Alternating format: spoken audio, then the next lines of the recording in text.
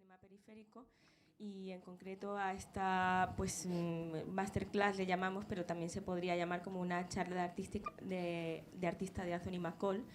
Y bueno, antes de empezar y darle paso a Anthony, que es lo que interesa, que va a hablar sobre su trayectoria artística desde el principio, a mí me gustaría presentaros a Juan Lesta, que viene de CREA. Esta masterclass es un AULACREA, pues la Asociación de Creadores de Audiovisuales Gallegos pues propicia que podamos tener este espacio en el festival, así que bueno, pues bienvenido. Vale. Bueno, muy breve para no robar tiempo ao realmente interesante. Nada, dende CREA celebramos repetir un ano máis esta actividade, que ademais é a máis antigua que leva facendo a asociación, porque a primeira colaboración con festival foi con S8, así que esperamos que se manteña moitísimos anos máis. Nada, invitar tamén aos directores galegos que pode haber por aquí, que se pasen pola web de CREA, porque é unha asociación de directores que abarca todos os ámbitos e o experimental ten cada vez máis peso dentro da asociación, así que, bueno, podedes ver por aí o que vos ofrecemos.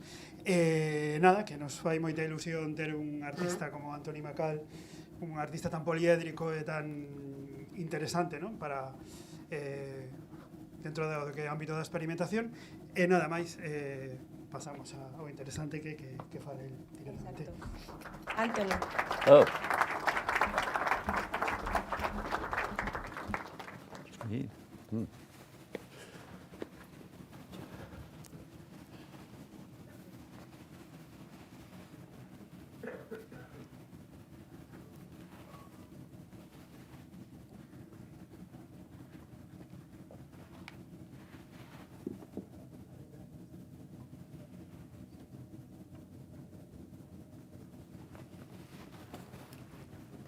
Well, good morning, everyone. Welcome. I would just like to start by thanking Elena and her excellent colleagues on the festival for inviting me. I'm pleased to be here and hope you'll enjoy it. What I'm going to do is to talk roughly chronologically, starting at the beginning and coming to the present, which of course will leave out almost everything. But I hope will give some kind of insight into the way I go about thinking about making these works. So let's see.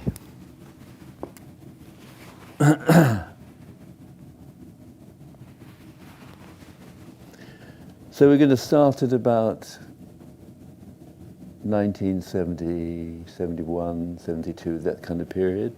And I just thought I would pick, this is before the solid light films happened, and so it's less known, but I think it's important to start there with just 3 examples of some early work. One of the things I did in the 70s was to play with carousel projector. I made actually 3 works for the carousel. This one is called Miniature in Black and White, and asks the spectator to stand right near the screen, which is tiny. And when they do that, and the slides that are being projected at high speed, you know how carousel projectors go, so it's about 1 second per image. It's a kind of quasi-cinema. At any rate, if you're standing in that position in front of the screen, you'll experience after images. So in fact, the images in the piece are swarming in front of your eyes. They're not precisely in any one location. But the interesting thing, the thing that interested me about the carousel, in retrospect, was that it's a circular magazine which holds 80 slides. And if you put your finger on the button and just hold it there, the thing will go on forever. And that seemed to me to be very suggestive in terms of creating a kind of a time which is very different from the time of an assembled audience watching something together.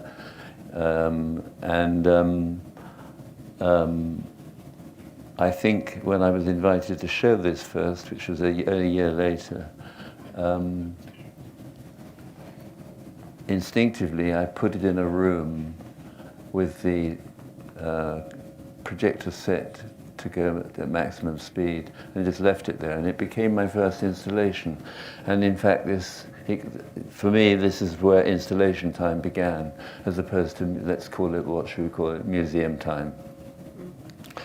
And so for me, that's the importance of this particular work.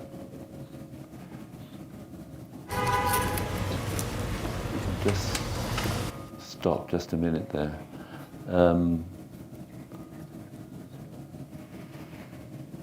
I also did various kinds of performances. Well, in fact, most of what I did was performances, many of them done through the lens of a camera, some of them live. Is the sound about to go into overdrive? It's ringing, as I can feel it ringing. It's too loud. I don't know if it's okay for you or not.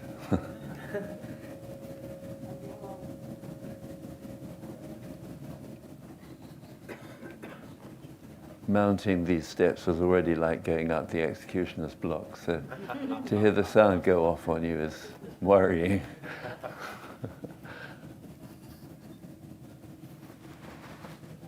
Okay? Okay. Thank you. So this one I want to show is the next performance, which is called 5-Minute Drawing, which was a performance that took about 7 minutes. Just a clip.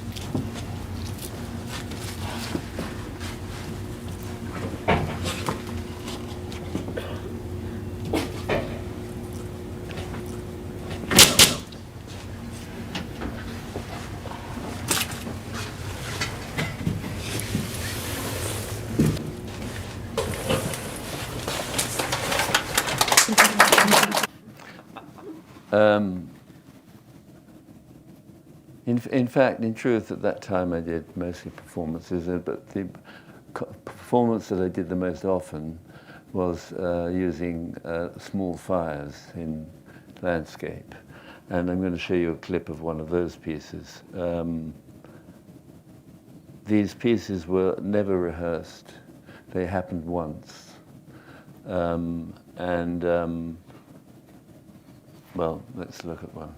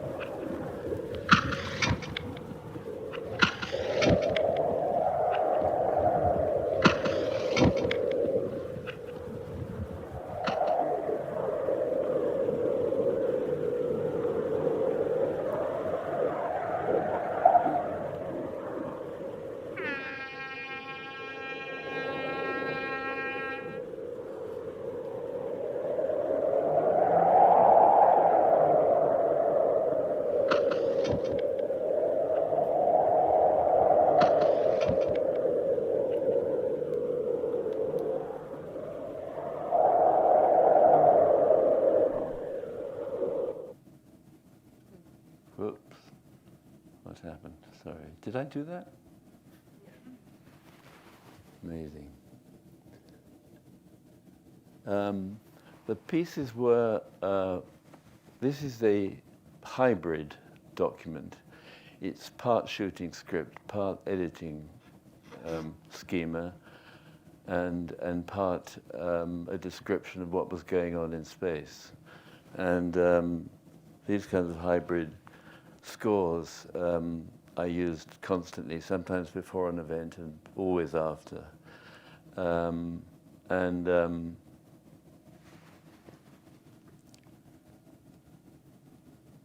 Sorry, I'm still getting my my talking mode back. One important story that I wanted to tell about the fire pieces was, and particularly that one, was that was more or less my first film. I learned to edit during that period, and then I would begin to show the film, take it around to various art schools and other small venues where things like this were shown. And I became very aware of the fact that for me, the primary event had been the performance. And this was merely a record of it. Well, it was a lot more than just a record of it, actually, by the time I finished editing, but still, it wasn't the original work, it was a secondary work. And it was a film about a performance. And the question that kept coming to me was, would it be possible to make a film that was itself a performance? And that train of thought began to lead me to the solid light pieces. Of course, I had an idea how this solid light might work, but I wasn't absolutely sure. So I set about a test in my studio where I had one window which I masked out, all except for a slit that would let in the sunlight. And I discovered that, sure enough, in a dusty room, and particularly if someone was smoking, you would have in three-dimensional space a volumetric form. Armed with this knowledge that this idea would work, I set about making Line Describing a Cone, which was the very first of the solid light works. And this was I do everything with notebooks. I think I've got at the moment about 160 of them. Everything goes in there. And these set of notes were taken over coffee in New York with an animator, trying to work out what would be the best method for someone who doesn't know how to do animation to do animation. And we worked out a masking process, which really beyond the scope of this talk. But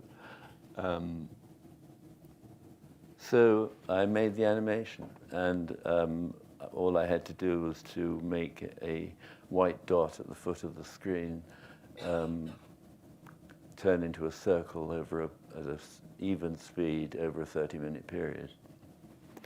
And what I got was, well, first of all, the footprint, which we're looking at already, which is just the line drawing, the graphic version of the solid light piece. I got a giant volumetric conical form in space, somewhere between the projector and the wall, and the screen. And I got a form that could incorporate the spectator. In fact, this incorporates one inside, one outside, and one halfway, which is exactly how I had imagined it would work, actually. So that was the beginning. Line Describing a Cone was the first of this series, which is still going on. Oh, I put this image in. This is by Peter. Peter Moore, who was one of the great photographers who went to map references in Lower Manhattan and recorded dance performances and happenings and art events of one kind or another. And I put it in because it's such a typical, this was taken in 1974, it's such a typical New York loft. You can see the horizontal radiators pipes running along the back of the wall, and what you can't see is in the top right is a freight elevator. And if you were able to go closely into the image, you would see that the floor was extremely rough and wood. And I just like that sort of historical feeling of the picture.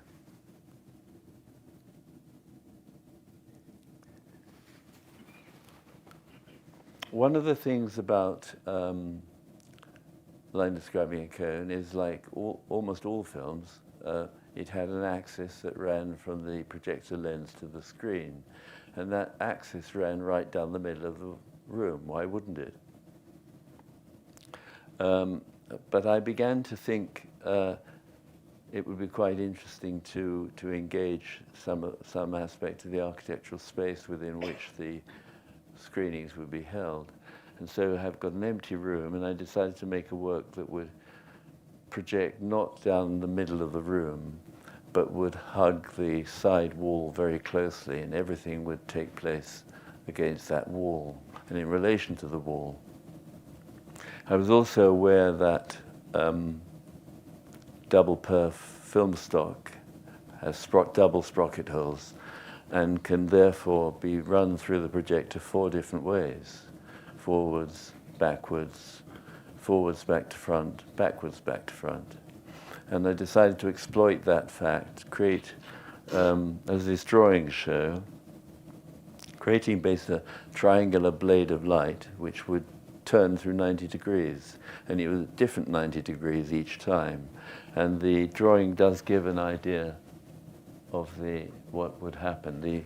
The movement is a 15-minute movement, so it's 4 15-minute movements. And creating along the side wall of this great flat blade of light. The hero of this, of course, becomes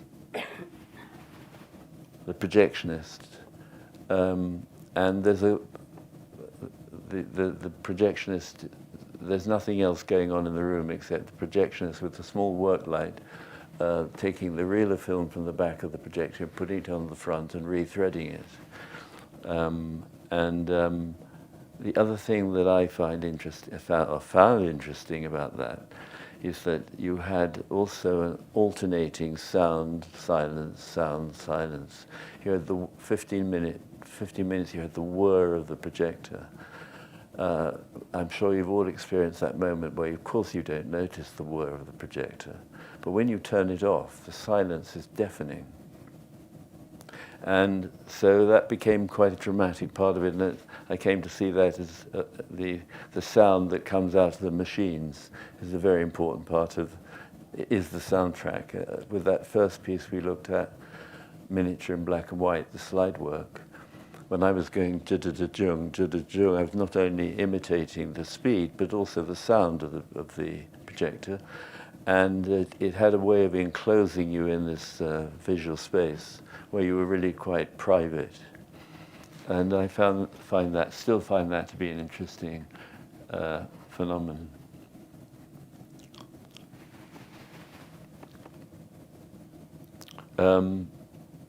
Actually, I reversed the order of the previous piece and this piece because it's easier to describe the previous piece. This one is very complicated.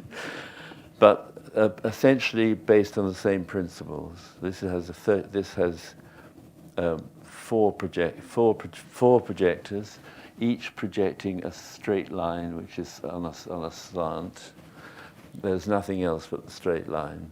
The entire 5.5 hour film is animated from this one line.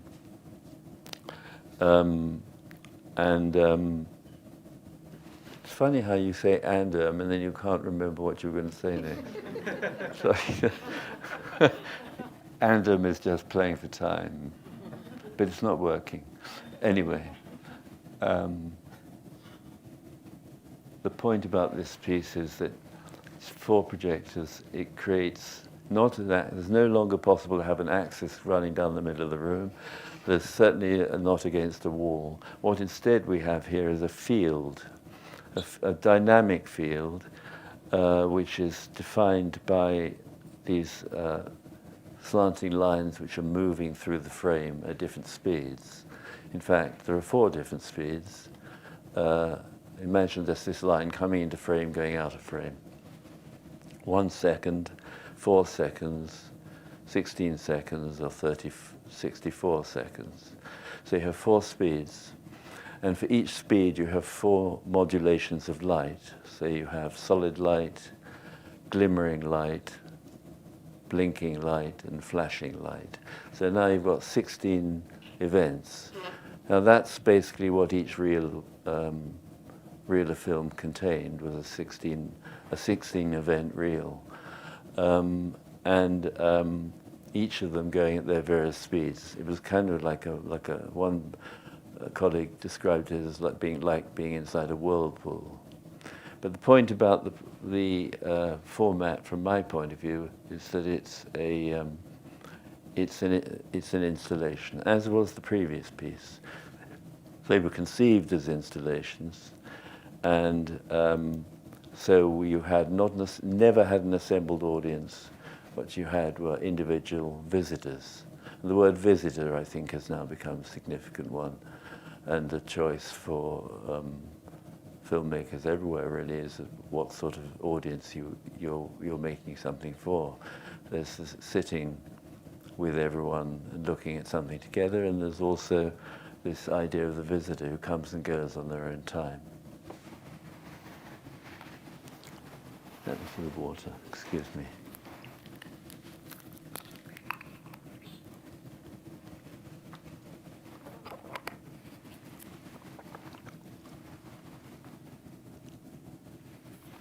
And I want to refer back to this period of silence, because when you have, if you think the whirring sound is subtle in the Four Projected Movements piece, it's much less so and quite much louder.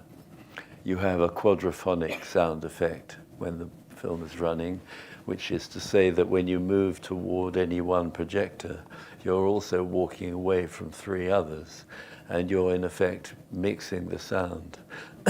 You have some control over the sound, the sonic element. So this was the moment when the work lights were put on. Those lights, it was dark otherwise, and the Four Projection is set to work. So these little clicking and mechanical noises going on in complete silence. And then a few minutes later, the piece starts up again. As I said, to exhaust all the permutations of the elements I mentioned takes about 5.5 hours. And again, the visitor may only stay 5 seconds, or they may stay an hour, but it's up to them.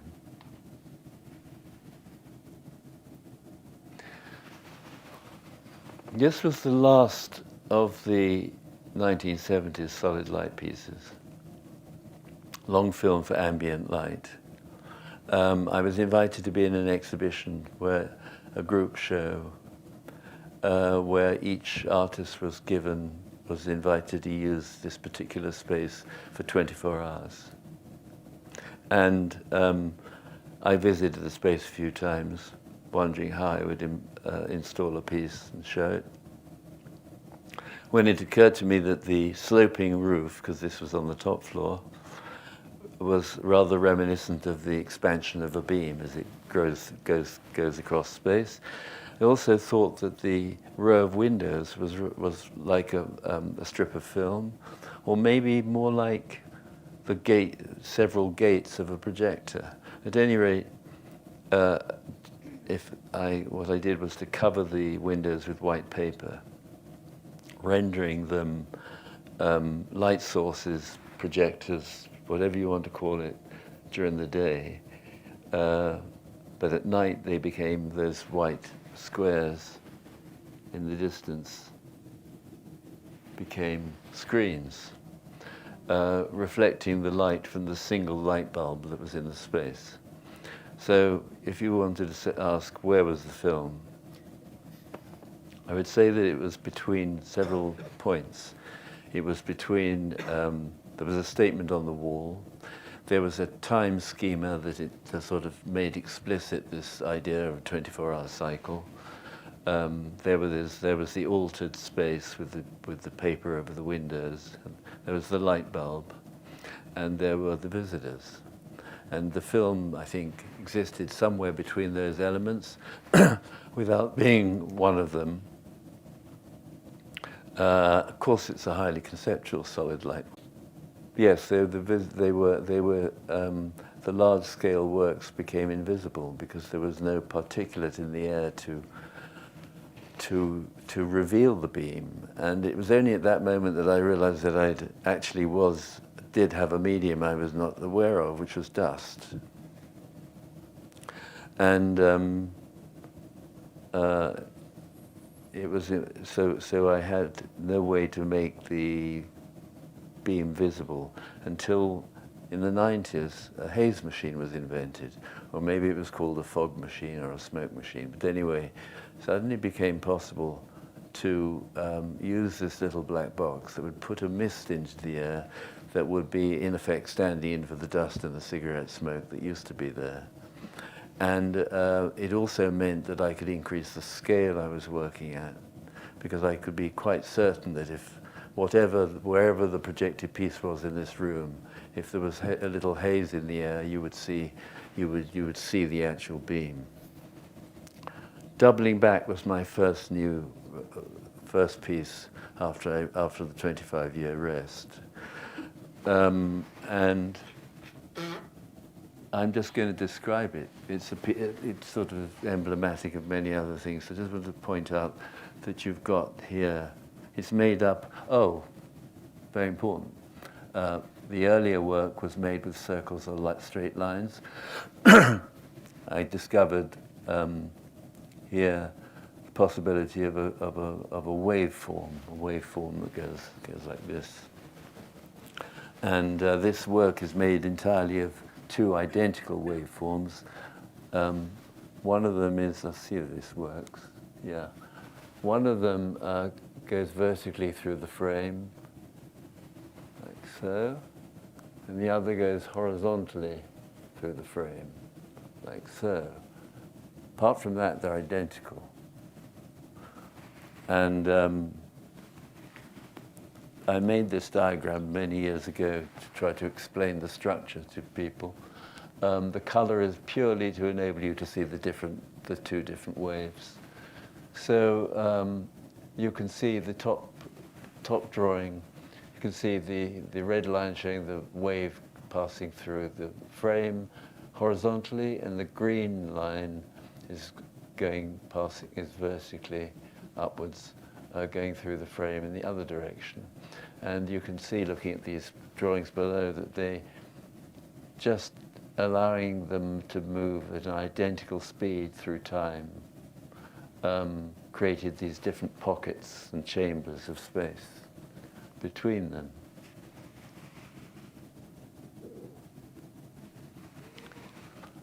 So this is what I might call the formal account of what was going on in this film. It's 30 minutes long, 2 15-minute movements. So you'd have the projector was in the corner on the floor, drawn invisibly so you can't see it. And this is the side wall against which this piece is, and the word seems appropriate, seems to unfurl against the wall. So you've got this time you've got a curvilinear form inside a rectilinear space, creating these different configurations, all of which become spaces. You see, this is a space created between this particular part of the plane and the flatness of the wall, and this too is a pocket of space that you can stare down like a tunnel. Every few moments, these spaces would reveal themselves and then quickly change again. So that 15-minute movement, about 3 minutes between drawings, does give you an idea of what was going on in doubling back. So it was a return to four projected movements where I had the flat blade, exactly the same format, but with curvilinear forms. And just in case we haven't got that point, this is unnecessary drawing to show the way the piece is projected sideways along the wall. I see I use the word looped there, which I never use now. I much prefer the term cyclical, because looped suggests that it could have absolutely anything and you just keep repeating it. But with a cyclical work, you need to have some kind of internal justification inside the film structure that is then enacted outside in the projection.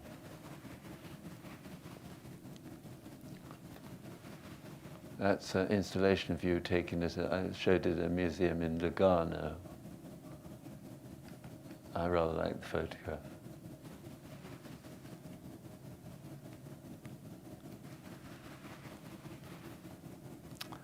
So that was doubling back. Well, one of the things I quickly discovered was when I tried to make a more complex solid light work, a more ambitious one perhaps, that as soon as you had more than 2 or 3 different lines, the three-dimensional part of the form became indecipherable. There was just too much. I mean, we can project 100 lines onto this screen, and none of us would have any difficulty in sort of understanding there are 100 lines crossing one another and doing various things. But if you showed that same piece with a haze machine on, expecting to find a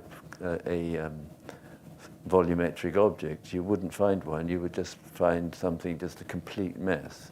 So I quickly discovered that there was a limit to how many lines you could have. And to this day, I still only use straight lines, circles, and traveling, and the waveform.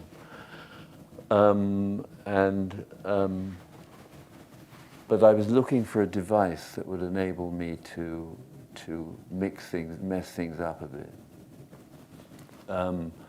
And I discovered that in a bit of cinematic syntax, which was invented in the 20s and 30s and 40s, I think, called the wipe, where it was thought that the audience weren't quite sure what a cut might mean when you went from shot A to shot B, some uncertainty about what that meant. And one solution that was invented for this problem was to have a wipe, which is a sort of soft cut, where shot A gradually covers over shot B until it's all shot A, or all shot B. And I've got an example of this. Oddly enough, I couldn't find one, even with the magic of Google, from the 1940s, which is when I wanted a nice noir effect. But I did find it in Kurosawa's film The Seven Samurai. You have to be quick to notice it, but you're going to see this phenomenon of a wipe in action.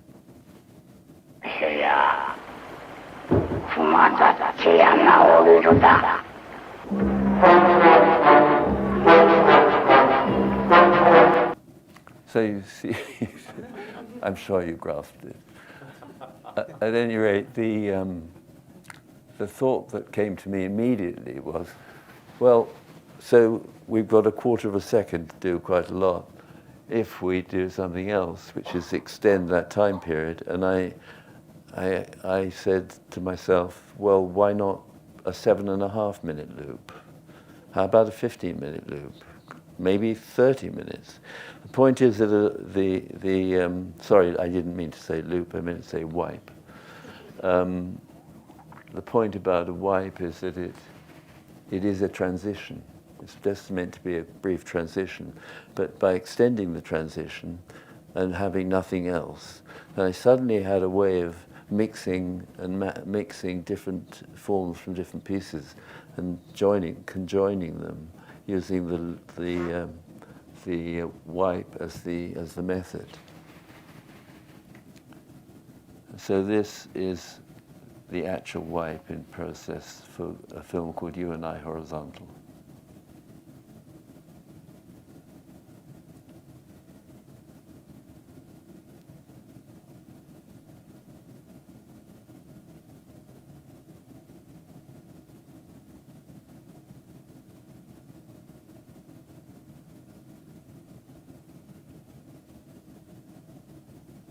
The important thing, perhaps I should have said at the beginning, is that here are the 3 forms, by the way. That's all we're going to see: circles, straight lines, and traveling waves. the thing is though that they're enacting, let's call one shot A and one shot B the two halves. Each of them is going through its own motions, quite independently of the others. And the only thing that you can't see is the wipe, which is if you draw a straight line right the way down there, that is the wipe that's separating these two forms, two independent forms, each moving independently of each other. And the wipe is basically ushering one over the other. And so what we then arrive at, okay, so this is a cinematic discussion so far. We're talking about syntax and cinema, but when you're actually in a three-dimensional space inside a volumetric object, you're not thinking about, oh, I must be in that bit of the shot. You're looking at something that's irregular and very hard to describe, even harder to remember. You create a single object in space. And I mean, I can point out, that's the ellipse. You can just about see the curvature of it. And these forms here are from the combined straight line and traveling wave. But you would say it's one thing. It's an object that you're going to enter and leave and walk around and walk under and lie down beneath and so on. And it has nothing to do with the syntax itself.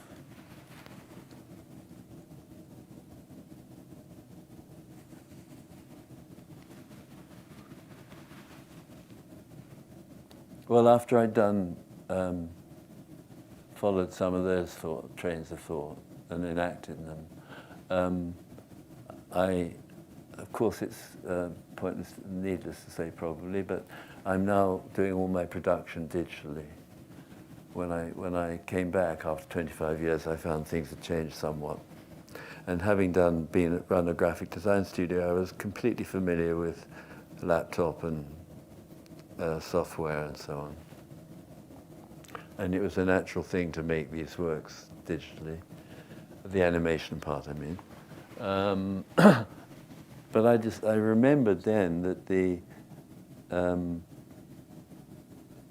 sorry, I didn't remember it at all. Can I wind that back? It became clear that with a digital projector, you could do something you couldn't do with a film projector, which is to put it on the ceiling and to project down onto the floor. And this is a 10-meter tall form with a footprint of about 4.5 meters.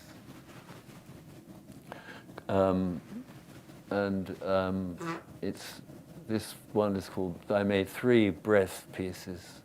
And this one, and they all use traveling wave and a circle. The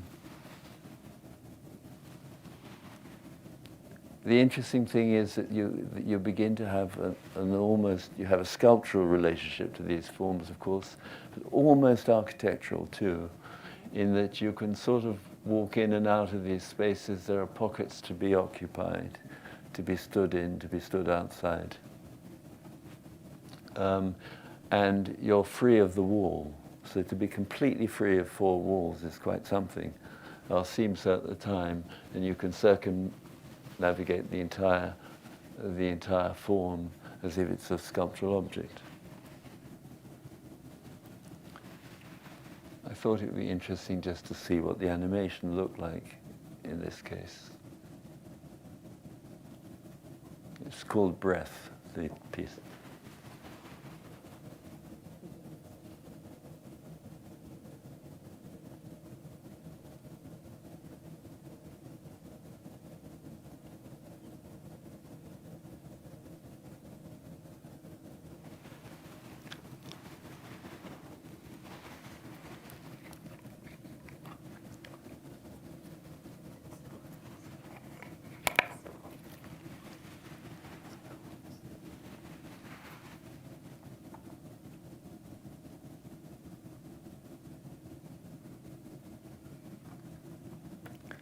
it's possibly become evident to you now that slowness is a virtue for me.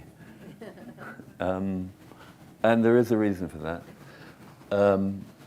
I found that if the movements of the three-dimensional object were too fast, our tendency as a viewer would be to stay rooted to the spot and wait and watch.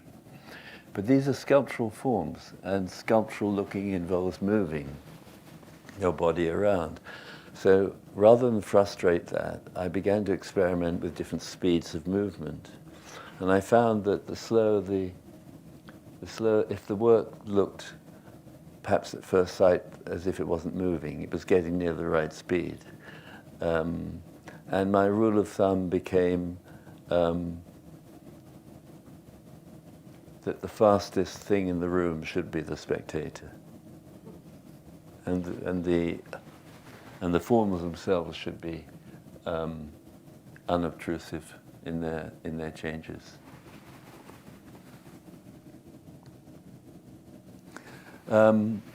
I began to do installations, or being invited to do installations, particularly they were particularly welcome when the space was 10 meters tall, because as you can realize, there aren't very many show spaces that are.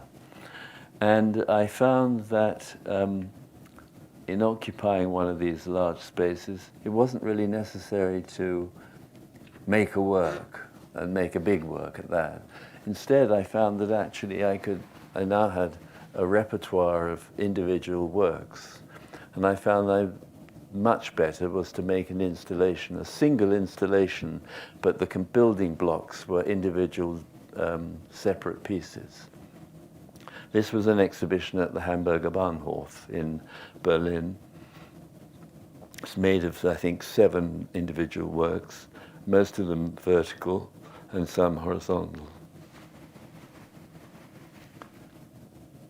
And this is something I would still do instinctively now. I very rarely make work for an exhibition. I prefer to use what I have and improvise with that.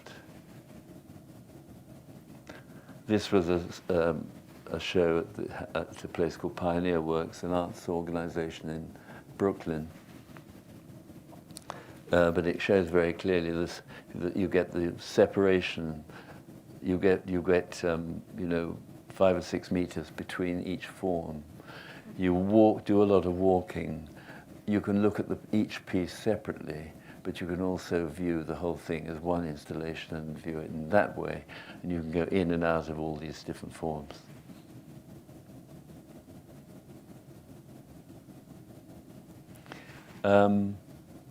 But occasionally, I do make things for particular situations. This was a commission from a museum, the Museum of Queensland in Brisbane, Australia. And I found myself going back to Four Projectors, which is the only other Four Projector piece is the one we saw very early on, long film for Four Projectors. And this involves something I hadn't done before either, which was to use not precisely vertical pieces, but slanting ones, slanting works. And I found the slanting created a quite interesting, sort of destabilized the viewer somewhat in a quite interesting way. Each of these, we basically got 2 pairs. That's pair 1 and this is pair 2. What they have, one also has a traveling wave inside it, the other has a straight line running through it, which is looking like a floating plank on water. And the ellipse is broken, it's got a gap. And both of these ellipses have gaps, and both of them rotate very, very slowly. And so about every 7.5 minutes, the breaks in the ellipse align with one another, and you can suddenly see right the way through, sideways through all 4 projections.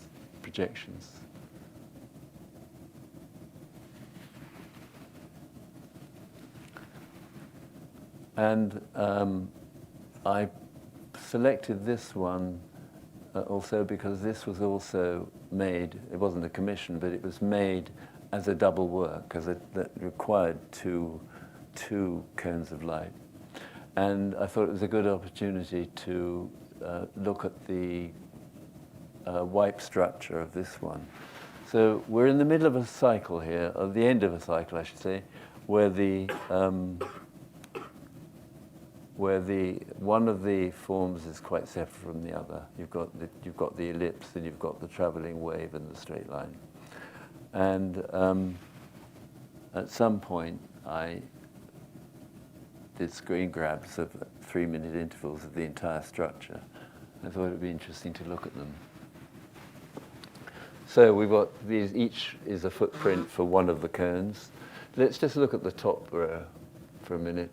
So you start off with the traveling wave and the straight line, and it gradually, I'm defining the wipe now, it gradually becomes invaded by the other form, the ellipse, until it reaches this end and it's changed into an ellipse. This one at the same time is doing the reverse, which is being invaded by the traveling wave in the straight line.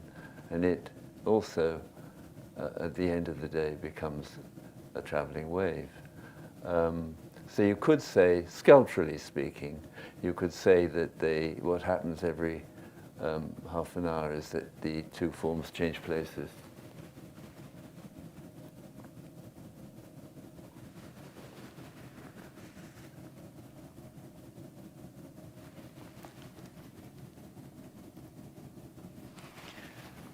Face to Face is the title of another work. This was also where I was trying to work out this problem of the walls, the axis running through the projector. You know, this always comes back to haunt, and it's not always easy to get clear of the walls to make something that's in the space. And for this one, I came up with a way of dealing with it. Oh, I should just, this is a rather over-dramatic version of what an axis running your central axis looks like. This was at a show in Pioneer Works. It was very well attended. And so people began to rather settle down and hang out with the work rather than do serious walking about and thinking about sculptural issues. But it's, we have very many different kinds of audiences for this work. So my solution for this problem with the horizontal work, to get clear of the walls, was to have two projections, each projector projecting in the opposite direction. And we have two interlocking right-angle triangles, which gets kind of interesting angles to approach the work from. Sorry, I'm pointing at the wrong image. These, by the way, are pillars holding the building up.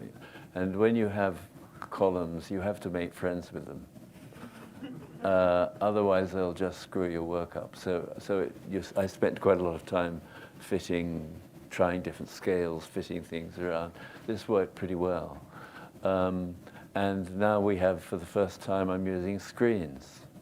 Not precisely the first time, but pretty much.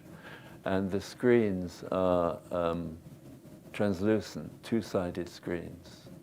So you have each projection has two images, which one is the mirror image of the other, depending which side you're approaching it. So you've got two projectors and four image screens. And you can also see here how, with the horizontal work, the interruption of the beams complicates what you look at. Not in a necessarily bad way, but it does complicate it. So you get, in effect, the outline of someone's shadow and so on. but it does give some idea. One of the screens is over here and one of the screens here. And the thing about this is that you get these different points of view. So this was at a show at a museum in the north of England. And you can see how this, once you're inside one of these forms, well, two things happen. One is that you kind of can only barely see out, so you really feel incorporated. The other is that you can be sure that the volumetric form you're standing in is represented over here. This footprint, which is on screen, one of the screens, and this volume that's on the other screen, one is describing the other. Sometimes it's describing it in a slightly different way, but it's always a relationship. You're simultaneously looking at the screen and looking at the image of the volume at the same time. So I took that as quite a good step forward. I put this in really just to give a sense of scale. There's quite a bit of walking takes place. These are 5-meter wide screens and 10-meter long throws. And I think you can see someone back here somewhere. Yeah, get a sense of scale. But you know, when you can, even from the outside, you get a sense of how the relationship between the volume and the flat line drawing on the screen.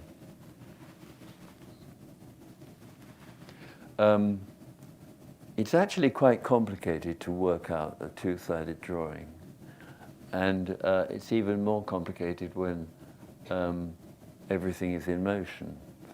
And I found that I couldn't keep it in my head any longer, and so I came up with this way of just using paper and pencil.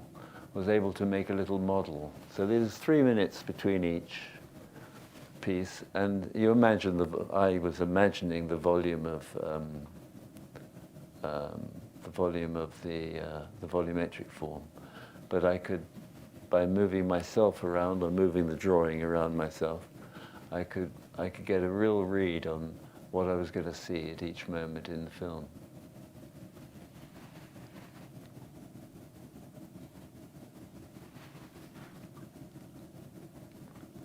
Public events. Well, over the years I've been asked to do various things, invited to participate in public events, one kind or another. And most of them don't happen, but some of them do. And these are two that did. This was called Eclipse, and it was a collaboration with the choreographer Jonah Beaucaire. And he invited me to do the lighting and the set, the costume and so on, and he would do the choreography. And I came up with the 36-point grid, the same 36-point grid that you perhaps remember from the Firepiece, and which has the great virtue of you can make a straight line out of any of it. It's a very flexible 6x6 grid. It's a very flexible form. And I made the foot of the grid was a few centimeters from the floor, and the top of the grid was a few centimeters from the ceiling, and it created an armature for the choreographer to create his choreography. And I did a lot of drawings like this, which I had various rules for transformation of the grid, and the important thing, I suppose, important point to make is that my set and my lighting were one and the same thing, and I use light bulbs as my points.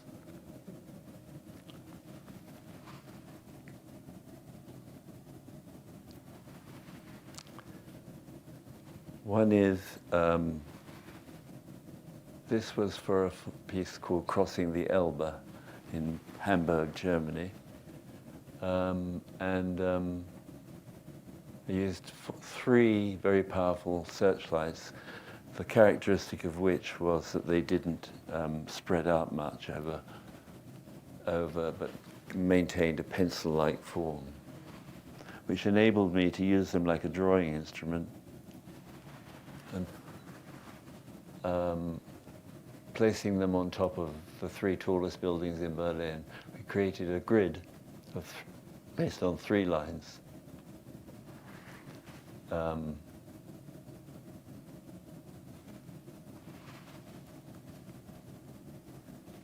going to have to do something quite rude now, which I'm going to leave you looking at this just for a moment while I have a quick pee. So you'll forgive me.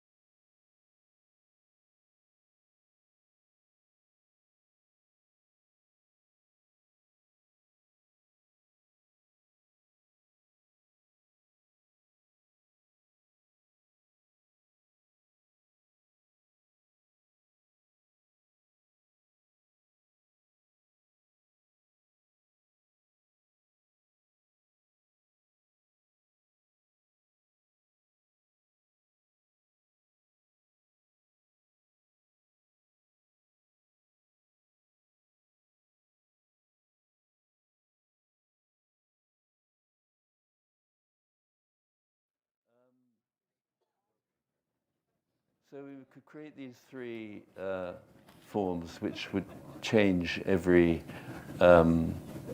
week. I'd change the angle by about 20 degrees. And the piece itself, from the public's point of view, took place in the evening, obviously. It was 90 minutes after the sunset. It would light up. It would light up for 21 minutes before going off again.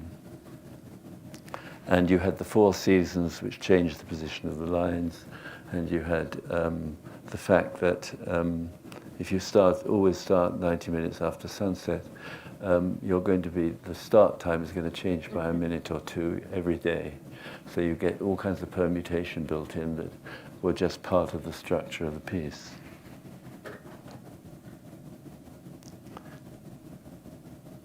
Now here's it. That's funny. Sorry. I have an animation here which supposedly, we'll just start it off. Here it is.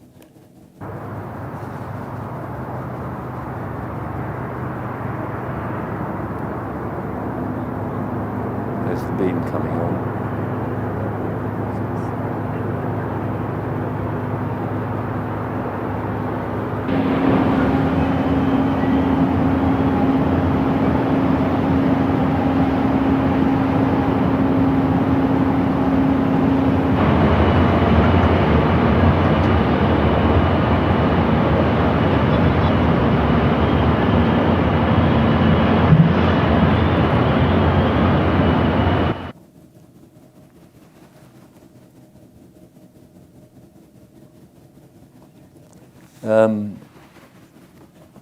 The odd thing about the Crossing the Elbe piece is that the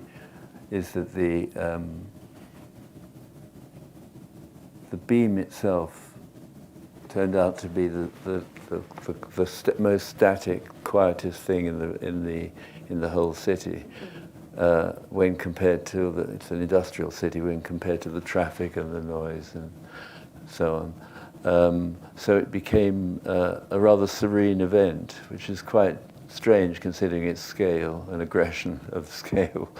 And I did actually do another piece using similar ideas in Australia, in which I also had a ship, a foghorn, plus the light beam, and created a slightly different kind of piece. So we're coming toward the end of the talk, and I thought it'd be interesting just to look at work that I was in the middle of. This is one that I made in 2018 called, God, I've completely forgotten what the title of the work is. Anyway, split-second mirror, it's called. And basically I've skinned it, I pulled it inside out. And so what we have is, we have the projector wall. The projector is here, buried in a 1 meter wide wall. And it projects straight out in a nice straight axis through the middle of the space. Only it projects onto a mirror. And so the mirror projects it back again until the entire projection wall is also the screen. At least that's what the drawing shows. It turns out things aren't that simple. I had completely neglected to realize that a mirror sees everything. And so, in fact, it's more like this, where you have, here's our mirror, here's our projector. We're projecting onto this mirror. It projects back onto the projection screen. But the mirror is also balefully watching it do the same thing in reverse. So we have, apparently, a beam this end projecting onto a mirror right here, which projects back onto the... And so you get this very uncanny combination of objects where it's not clear. I promise you, it is absolutely not clear when you're standing in a 5 meter by 5 meter space, which is all you have, half of a normal projection space, and you try to figure out which is the real beam and which is the virtual one.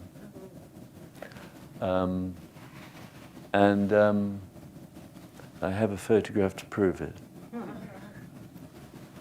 Sorry.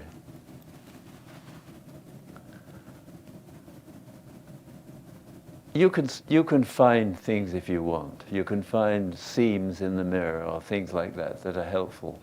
But you can't actually, if you're actually there, you really do see two complete cones, and you're in the middle of both of them. One is going in one direction and one is going the other. They're passing straight through one another.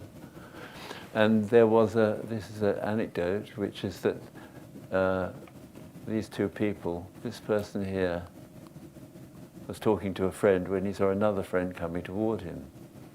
And here are the two friends coming toward one another. Imagine this person's surprise when he discovered he'd walked into himself. And that wasn't so difficult to happen. It's just some part of the magic of it, which I take no credit for, since I had not even anticipated it. Still, now I've been warned, I'm working on a new one.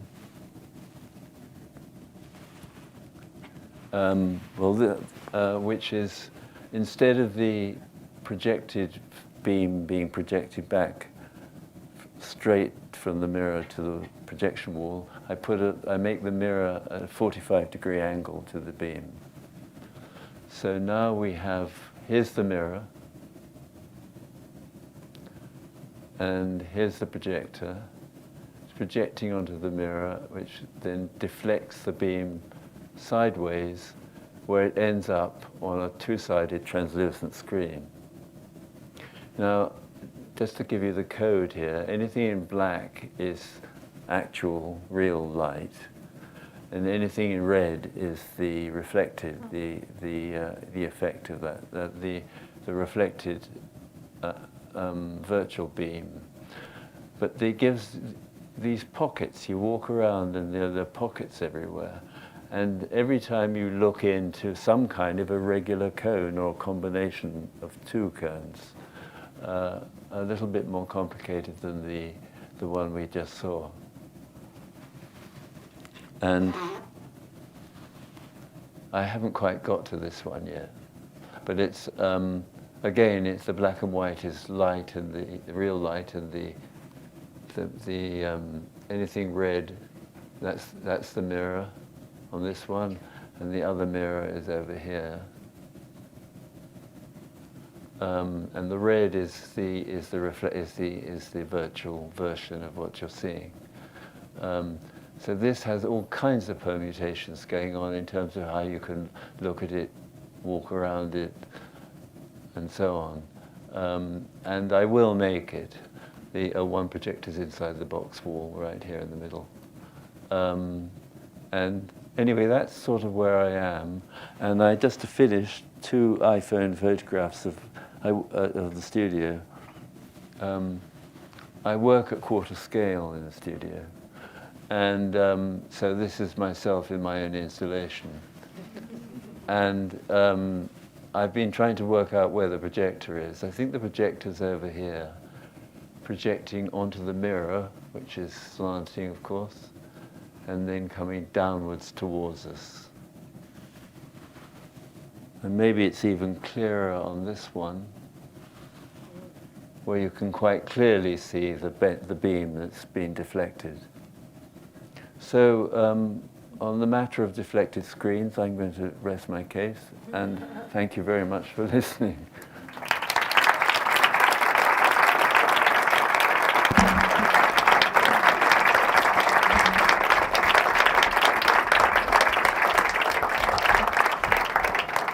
Bueno, no tenemos mucho tiempo para preguntas, pero se puede hacer una o igual 2 preguntas, depende de la pregunta, claro. Sí, sí. So, ¿sí? Sí, te agradezco, yo sí.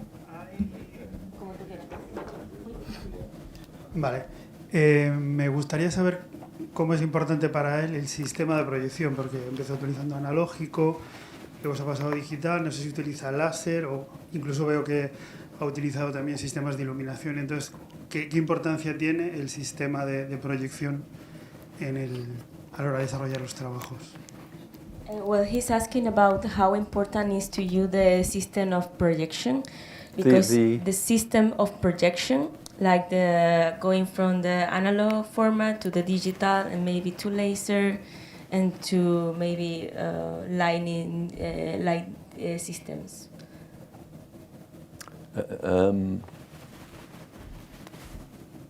It's a great question, hard to answer.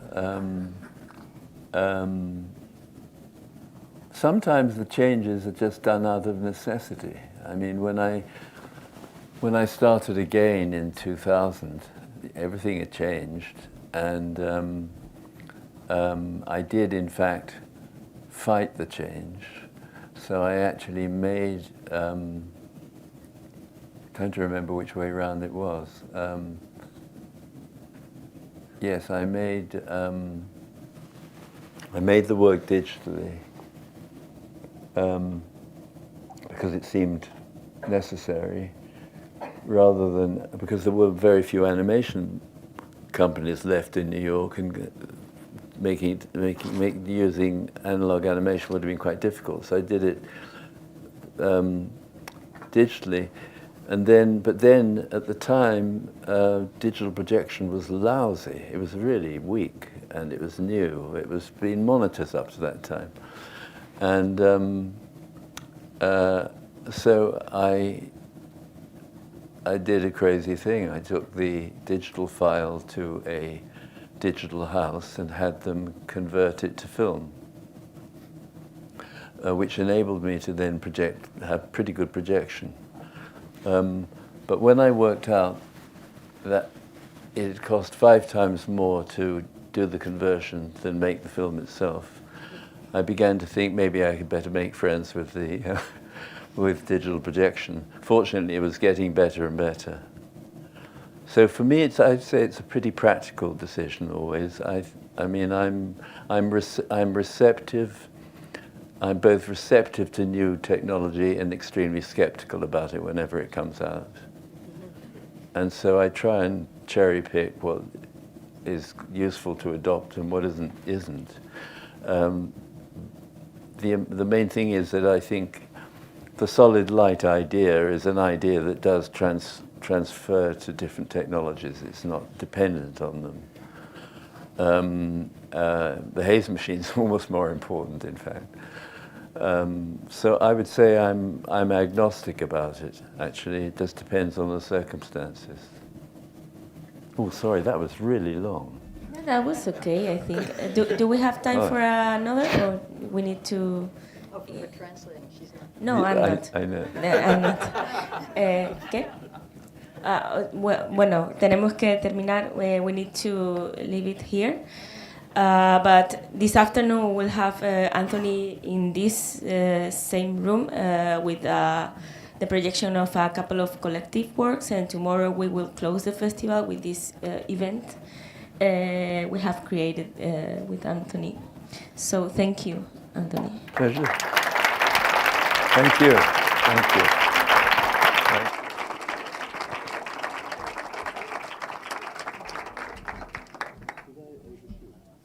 What?